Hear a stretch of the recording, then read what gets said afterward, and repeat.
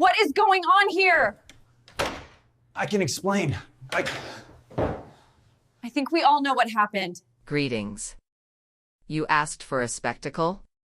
Fine, come see the truth unmasked. Story 1. A marriage is like a server closet. From the hallway it looks solid, but one frayed cable and everything can ignite. I'm Ethan Kale, 35, an IT consultant, and I believed I knew how to keep systems running. Turns out I had no clue how to keep a marriage with someone like Tessa functioning. My wife could make a wake feel like a celebration, dazzling, sharp, and dangerous enough to slice glass. She works as a marketing executive at Pinnacle Creative, one of those shops that invoices Fortune 500 clients 6 figures to tell them their logo needs more emotional resonance, whatever that actually means. Rain batters our apartment windows this Tuesday morning in November. Classic Pacific Northwest gloom that forces you to reconsider choices. I'm knee-deep in debugging for a healthcare client when Tessa steps out of our bedroom, already in a power suit, charcoal gray, impeccably cut, the sort of outfit that costs more than many people's monthly rent. Late again? I ask without taking my eyes off my laptop. Miranda's breathing down our necks about the Cascade Foods campaign. Lucas and I need to finalize the presentation. Lucas Hart, Tessa's partner at work, her confidant, and apparently the central figure in her life lately. He's one of those men who throws around words like synergy with a straight face and believes expensive cologne is a personality. You've been putting in a lot of late hours, I say, fingers still on the keys. She stops at the kitchen island, filling her travel mug. What do you mean by that? Nothing. Just an observation. Sounds like you're clocking me, Ethan. I finally lift my head. She's giving me that look, the one that frames me as irrational for noticing a pattern. I'm not clocking you. I'm your husband. I notice when you're gone 12 hours a day. This is a huge account. You know how critical my work is. Yeah, I know. Almost as important as Lucas, I guess. Her jaw tightens. Lucas is my work partner. We're friends. Sorry if that bruises your ego. My ego's fine, thanks. It's just odd that your friend texts you at 2 o'clock in the morning. He's a night owl. Ideas happen late. Sure they do. She slams her mug harder than necessary. You know what? This paranoid, jealous routine isn't attractive, Ethan. Maybe if you focused on your own career instead of policing mine, you'd understand what it takes to win in a cutthroat field. And there it is, the classic Tessa pivot, flip defense into attack, make me the problem. She's been refining that move for months. You're right, I mutter, returning to my screen. I'll concentrate on my work. Have fun with Lucas. She snatches her purse and heads out. I will. At least he supports my ambitions. The door snaps shut, leaving me with the rain and a cold certainty that something in our marriage is badly off. 3 days later I'm working from the coffee shop across the street when I see them, Tessa and Lucas in a corner booth at Romano's, the Italian place. Nothing unusual, they frequently have lunch together, but their posture pulls at me. They're closer than a business lunch requires. Lucas reaches out and grazes Tessa's hand. She doesn't withdraw, she smiles, that bright, real smile I haven't felt aimed at me in months. Lucas says something that makes her laugh, a laugh that lights her face up, then he leans in and whispers. Her cheeks color. My coffee turns metallic in my mouth. I take out my phone and call Mason Tran, my oldest friend and the one person whose honesty I trust completely. We've been tight since middle school, Mason doesn't soften truths. Hey, man. What's up? Can you meet me at Brewers? I need to talk. Everything okay? You sound off. Just meet me in 20. Brewers is a no-nonsense dive that does decent burgers and asks no questions. Mason finds me in a back booth, nursing a beer and staring at the wood. Okay, spill it, he says, sliding in opposite me. You look like someone ran over your dog. I think Tess is cheating. Mason's face snaps from casual to alert. What makes you say that? I unload, the late nights, the non-stop messages, the deflections that make me feel crazy for asking. I describe Romano's. Could be innocent, Mason says, though his tone doesn't buy it. Could be, but there's more. Last week I borrowed her laptop while mine updated and a text popped up from Lucas. Can't wait to have you all to myself tonight. What did you do? Nothing. She came back before I could figure it out, but I haven't stopped thinking about it. Mason leans back. You need answers. This limbo is eating you.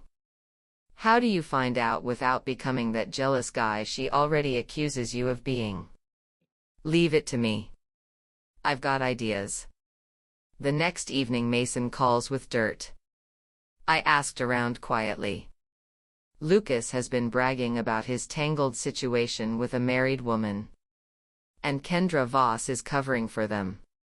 Kendra, Tessa's college friend and a social influencer who trades in gossip for clout. If she's involved, this is more than a fling. How's she covering? Alibis, saying they're all working late when it's just Tessa and Lucas. Posting solo photos to fake group hangs. My stomach drops. This looks planned, not accidental. I'm sorry, man. I sit in stunned silence, betrayed not only by Tessa but by Kendra, someone I once trusted. What will you do? Mason asks. I don't know yet. I'm done playing the oblivious husband. The chance arrives faster than expected. On Saturday night Tessa mentions dinner with Lucas and some potential clients at Meridian, the upscale downtown spot. Big night? I ask. Could be. This client could set things up for the next year. Sounds important. Want me to come? Show support. She freezes. What? You could meet the clients, network a bit. I know folks in tech who might need marketing. That's not necessary. This is a work thing. I thought you wanted me to be more supportive of your career. I can see her calculating how to exclude me without raising suspicion. You don't really know the industry. You might not follow the conversation. Try me. I'm pretty sharp for an IT guy. She forces a smile. Of course you are. Maybe next time. It's delicate. Sure. Next time. Inside, I start planning. That night I arrive at Meridian 30 minutes early, request a table with a clear line of sight to the room, and order a drink. Mason shows up 10 minutes later. You sure about this? He asks. I need to witness it. If I'm wrong, I'll own it and work on my trust issues. If I'm right, I stop being the wounded party. Tessa and Lucas arrive at 7:30, no clients in tow. They sit at an intimate table for two and within minutes it's obvious this isn't business. Lucas orders wine, a pricier bottle, judged by how long the sommelier talks. They toast, something makes Tessa giggle. There's your answer, Mason whispers. I watch my wife of 6 years flirt with another man. She touches his arm when she laughs, he feeds her a bite, he tucks hair behind her ear. Anger simmers, then boils, but beneath it a cold, methodical fury surfaces that surprises me with how sharp it is. I want to confront them. Now. Mason says. No. That's the old Ethan, the paranoid, loud husband who creates scenes. So what will the new Ethan do? I pull out my phone and open our shared cloud backup. Tessa and I share an account for photos and docs, which means I can access her messages if I know where to look. The new Ethan will be clever. It takes 20 minutes to find what I need, months of texts between Tessa and Lucas, explicit and incriminating, and, more damning, group chats with Kendra plotting how to keep me blind. Look at this, I show Mason a thread. Tessa, Ethan's getting suspicious. He asked about you texting late. Lucas, what did you tell him? Tessa, that you're a night owl with work ideas. Kendra, LOL. If he only knew what kind of ideas. Lucas, maybe cool it for a while. Tessa, no way. I'm not letting his insecurity dictate me. Kendra's got our backs. Kendra, always. I'll post group pics tonight to make it look like we're all hanging. Jesus, Mason mutters. They're making a joke out of you. Not for long. I spend the next hour grabbing screenshots, compiling proof, and shaping my plan. Tessa and Lucas finish their private dinner and leave together, probably headed to his place. Okay, what's the move? Mason asks. I'll give them their public scene, just not the kind they expect. Tuesday evening I suggest Meridian again. That's pricey, she says. What's the occasion? You asked me to be more supportive. I'm trying. She eyes me, suspicious, but agrees. Invite Lucas and Kendra, make it a group thing. Perfect. Great idea. The more the merrier. I book a table for 4 and spend the afternoon preparing. Mason rigs some tech and I practice my lines. You sure? Mason asks. Once you push this, there's no taking it back. There already isn't. She chose humiliation when she cheated. That night Lucas arrives in a suit likely worth more than my car payment, all charm. Ethan, good to see you, buddy. Tessa mentions I wanted to meet him. Kendra arrives late and loud, already documenting the night on her Instagram story. This is going to be so fun. We're seated where I requested, center of the dining room, perfect for what I planned. The conversation is strained. Lucas monopolizes, riffing on campaigns, clients, industry trends. Tessa hangs on his words, laughing at forced jokes and agreeing with views that contradict what she once told me privately. You two work really well together, I observe. We just click, Lucas says, reaching over to squeeze Tessa's shoulder. Some partnerships are natural. Natural, I repeat, one word for it. Kendra, oblivious, snaps photos. You guys are so cute together. The perfect work couple. They certainly are. I excuse myself, ostensibly to the restroom, and instead go to the bar where the restaurant's AV tech, paid $200, waits to help with my surprise presentation. Returning, dessert is on the table. Lucas feeds Tessa a piece of chocolate cake and she giggles like a teenager. Before we wrap up, I say, standing, I wanted to share something with everyone. I nod to the tech. The lights dim and the wall screen, normally for presentations, flickers to life. Ethan, what are you doing? Tessa snaps, suddenly alert.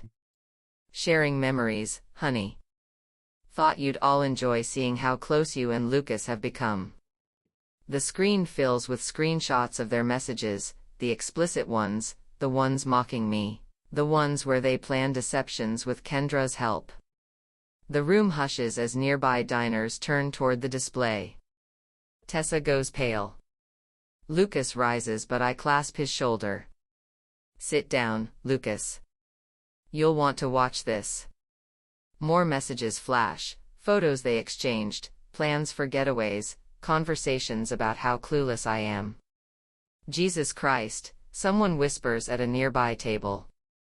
Kendra lunges for my phone thinking I'm controlling the slideshow. Turn it off. Turn it off now. I can't. It's on a timer. The final slide shows a group chat where all three mock my paranoia and laugh about how easy I am to fool. The screen goes black. The restaurant explodes with whispers and pointing. Phones come up to record. Tessa trembles. "How could you do this?" she asks. "How could I do this?" I sit back, unnervingly calm. That's a fair question coming from someone who's been lying to me for months. Lucas finds his voice. "This is insane. You're humiliating your wife." "I'm not humiliating anyone, I'm showing the truth." "Isn't that what you wanted, Tessa? For me to be more involved?" "You're sick," Kendra hisses. "This is misuse." "No, Kendra. Misuse is what you three have done to me, gaslighting me, making me feel paranoid when I was actually observant." I rise and leave cash on the table for dinner. "I'll be staying at Mason's for a while." "Tessa, have your lawyer call mine." I walk out while they sit stunned and the dining room murmurs. Outside, Mason waits by his car. "How was it?" "Like a controlled demolition, clean, precise, devastating." "What now?" "Now we watch." They won't accept this quietly. I was right. By morning the narrative has shifted dramatically.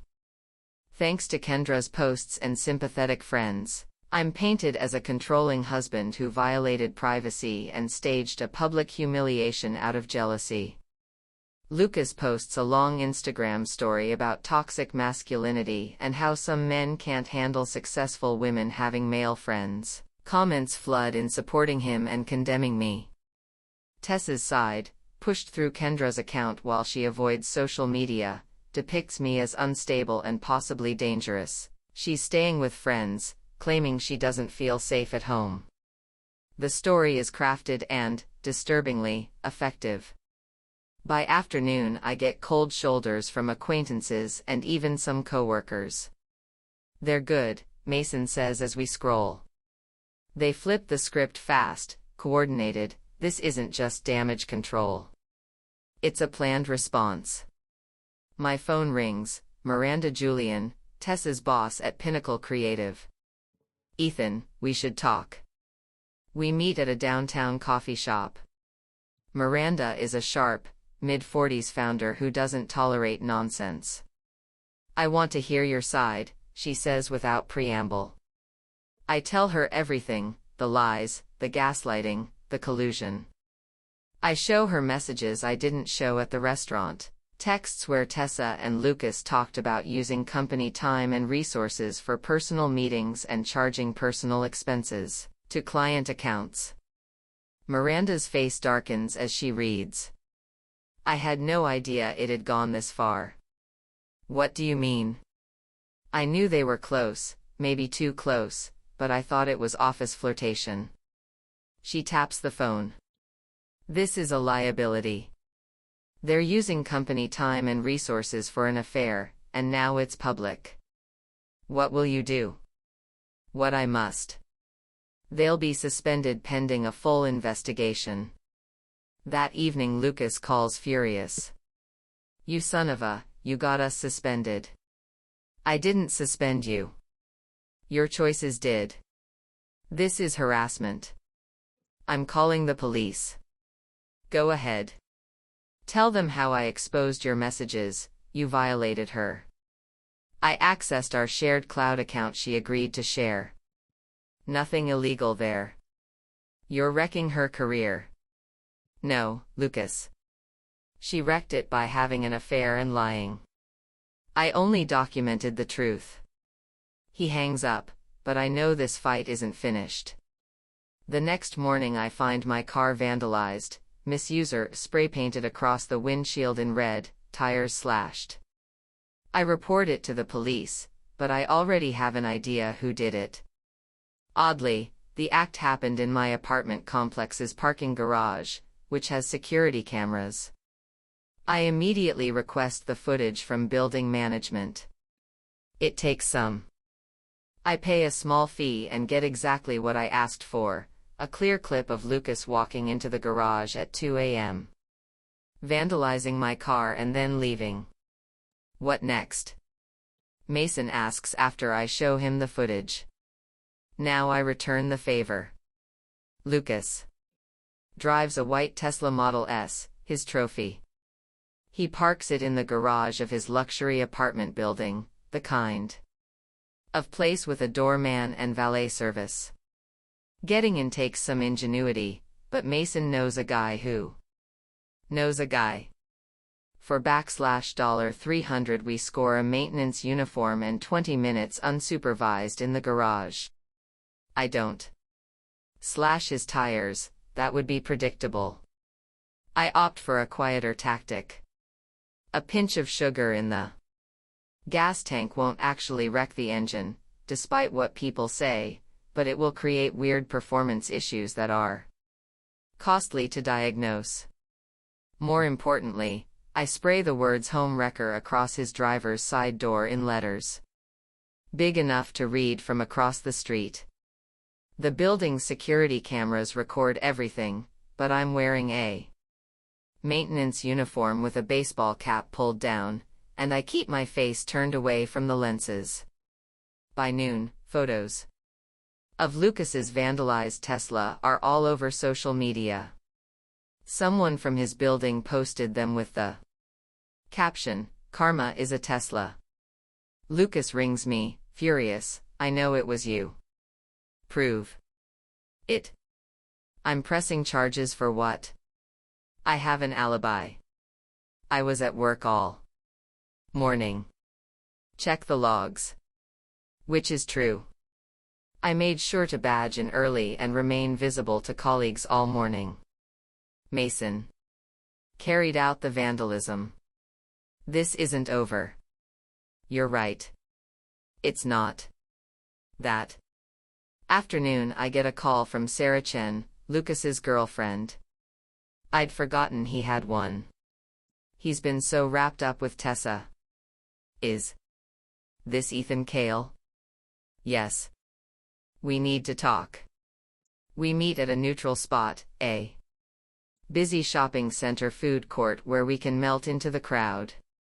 Sarah is Asian American, late 20s, with an engineering degree and a no-nonsense manner. She's furious. Lucas has been cheating on me, she says without preamble. I'm sorry to hear that. With your wife. I know what he thinks. I don't know, but I've known for weeks. I was trying to figure out how to handle it when your restaurant thing happened. What do you want from me? I want to make him pay. Both of them. I study her face. She's serious and her anger could be useful. What did you have in mind? Lucas is pitching a major campaign to a client next week, Cascade Foods. It's worth millions to his agency. He's been working on it with your wife, and I happen to know that he's been inflating his hours, charging personal expenses to the project, and taking credit for work others did. I have documentation. Why tell me this? Because I want him professionally ruined and I want your wife dragged down with him. I consider it. Sarah's motive is revenge, like mine. But she has access to files I don't. What do you need from me? Help getting the information to the right people. I can't do it directly. It would look like an angry girlfriend trying to sabotage an ex. But if it came from you as the wronged husband exposing their affair, it would read as justice. Exactly. We spend an hour reviewing her evidence. It's damning. Clear records of expense fraud, time theft, and plagiarism.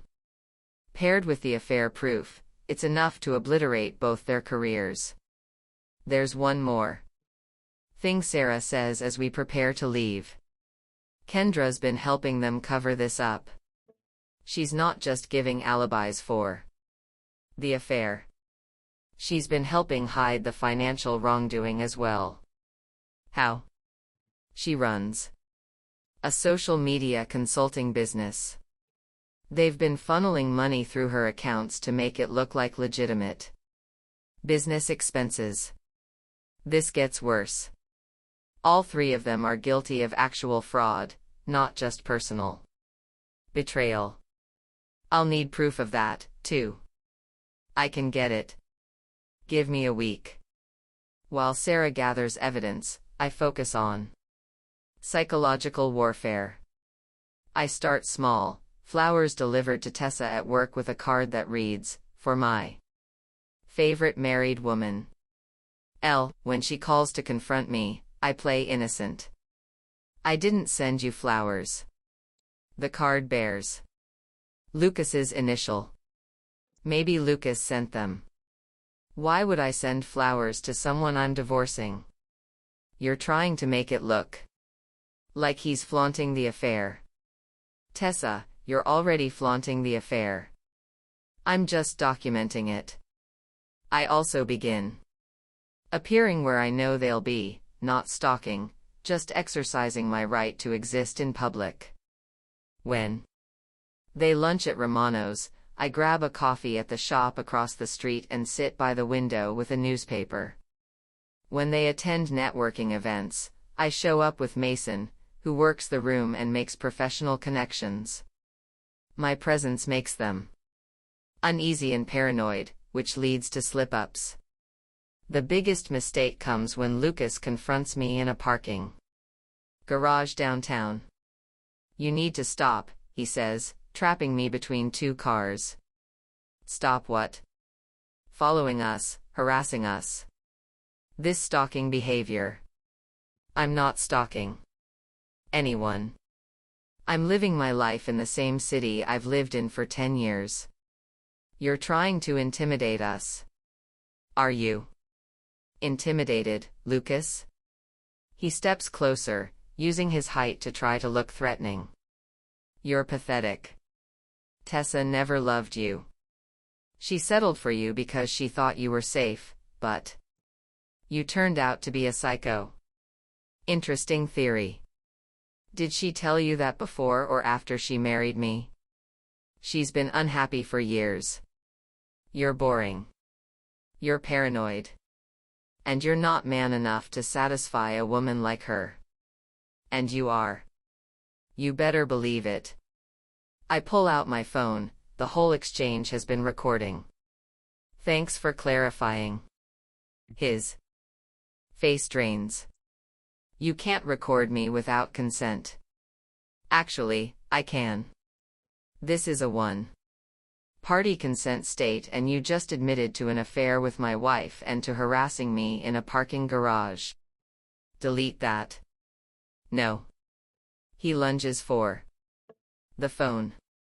I step aside. He stumbles and grabs a car to steady himself. When he rights himself, his face is flushed with rage. You think you're so smart? He snarls. Smarter than someone who confesses to adultery on a recorded phone call, apparently. He swings at me. I duck and his fist slams into the car window behind me. The glass cracks. And he cries out. Attack and destruction of property, I note. This recording just keeps getting better. I'll destroy you, he threatens, cradling his injured hand. You already tried that, Lucas. How'd it work out? I walk off, leaving him bruised and furious in the parking garage. The security cameras captured the whole incident, showing him as the attacker and me defending myself. Within an hour I've uploaded the audio to the cloud and sent copies to Sarah, Mason, and my lawyer. Lucas handed me everything I need to ruin him. Sarah delivers as promised. Her financial evidence is brutal: months of fraudulent expenses, inflated hours, and misappropriated funds. Coupled with Kendra's role in funneling money through fake consulting contracts, it's enough to spark criminal charges. But I want more than legal trouble. I want public humiliation on the scale they tried to inflict on me.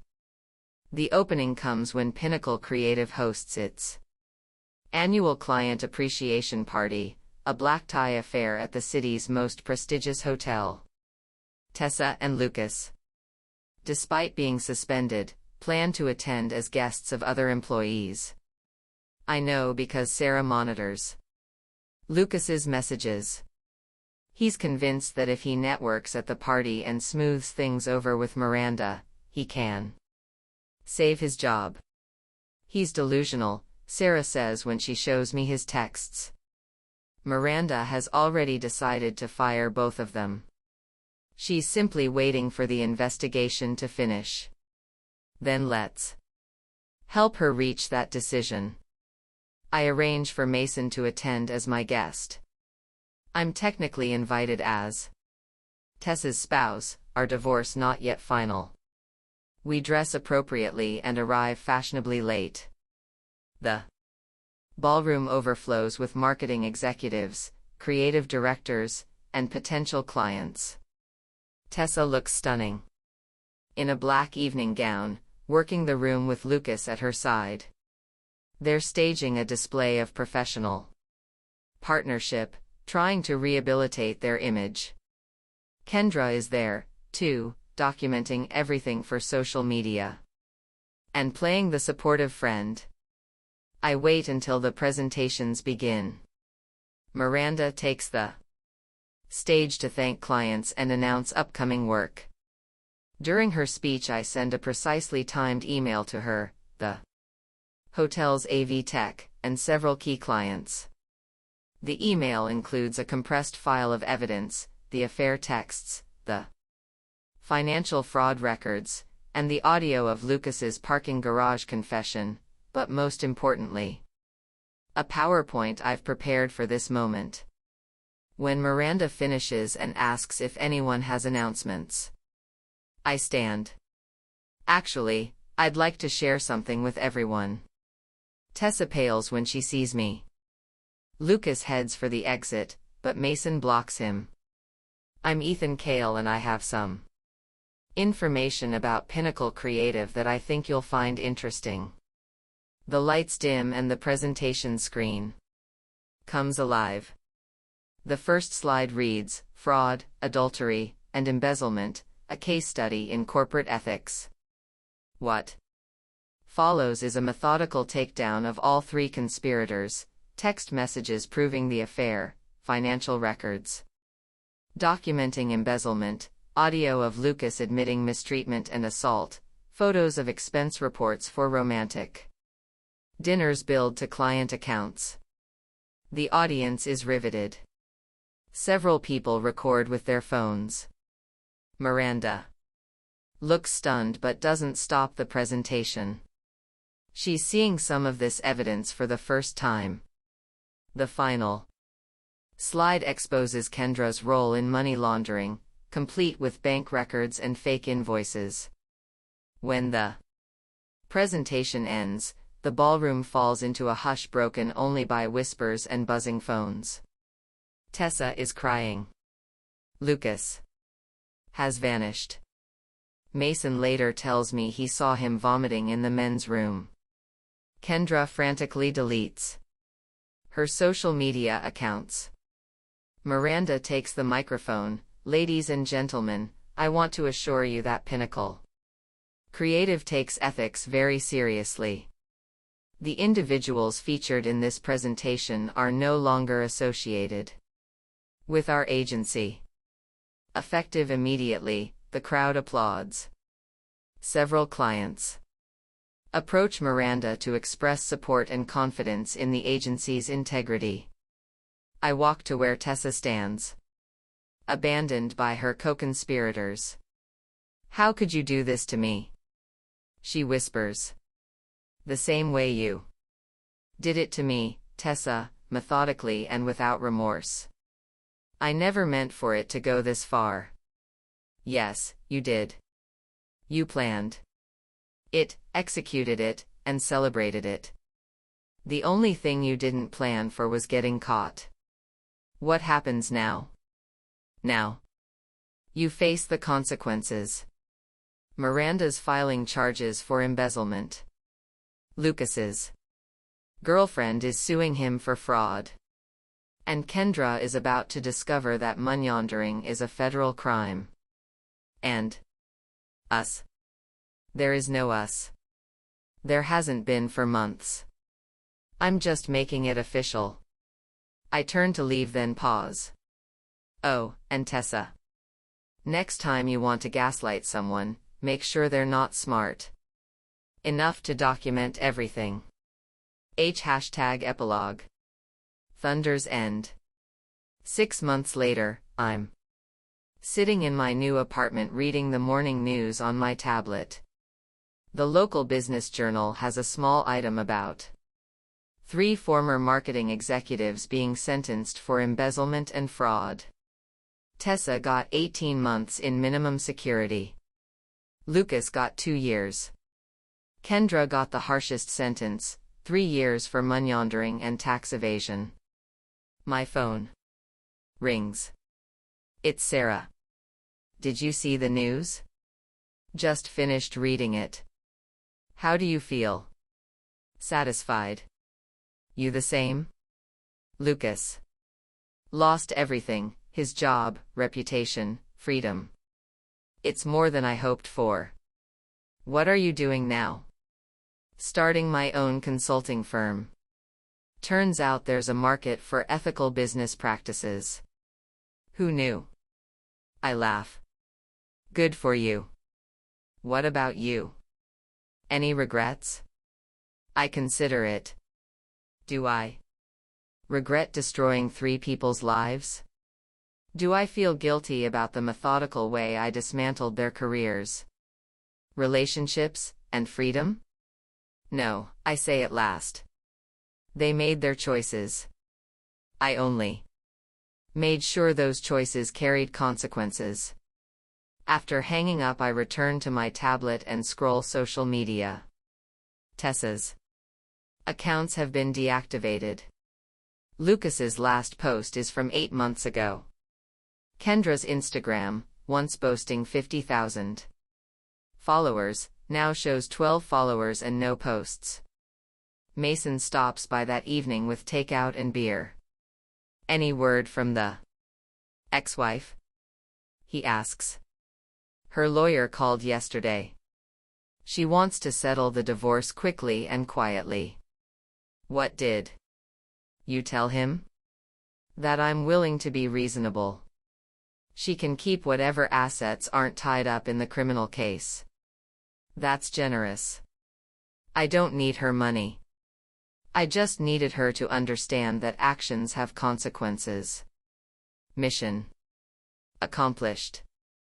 We eat in companionable silence, watching rain streak down my windows.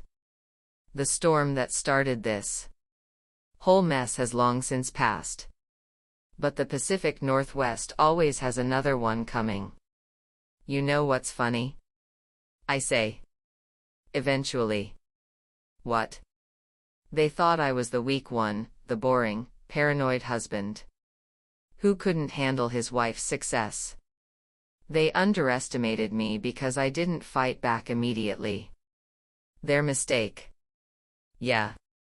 They forgot that the best revenge isn't a dish served cold. It's a dish served publicly with documentation and with legal consequences. Mason raises his beer. To thunder that strikes back. To thunder that strikes back. We drink to that and to the satisfaction of a job well done. Outside, another storm is building on the horizon. But I'm not worried. I've learned how to handle storms.